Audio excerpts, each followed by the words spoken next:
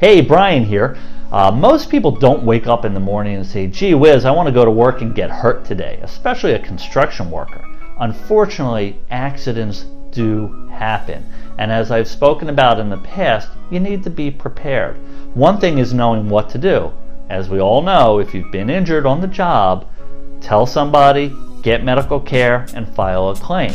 However, have you ever thought about who is going to pay your bills and when you are going to get paid? There are some things that you can do to prepare yourself for the problems of delayed payments and smaller payments. First things first, if you are a union construction worker, you should speak to your shop steward or your union because there are often additional protections for you. You may be entitled to get salary for a certain period of time. There may be what's known as a differential where they will pay you the difference between the workers' compensation amount and what your pay was. Sometimes they have special disability payments and sick payments. So you always want to check that. But you also want to be prepared. If you have a mortgage, if you have rent, if you have a car payment, one of the things that you can do if it looks like you're going to be out of work for more than a few days is to call up whoever has those particular bills and let them know, hey, I had a work accident, I'm going to be out on workers' compensation.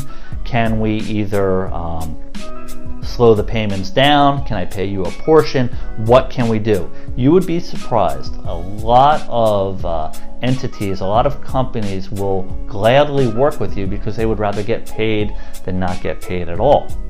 Also, if you are out of work and you are receiving, let's say, sick pay, but you know that will end after 6 weeks and it looks like you're going to be out of work for 12 or 14 weeks or even longer, you have to start preparing. Take a look at your expenses, speak to your significant other, figure out what's going to go on and what amount of money you might get.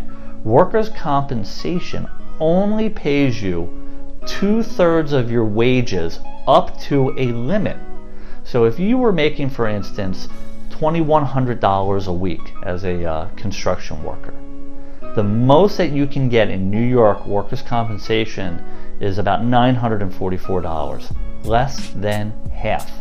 And guess what? As you get better, the insurance company has ways to lower those payments even more.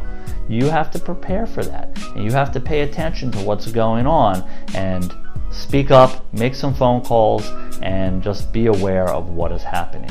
These are some important tips to do, as well as asking the right questions, both of your doctor as well as of your lawyer if you have a lawyer, and even the insurance company if you do not have a lawyer. They can sometimes actually provide reasonable information.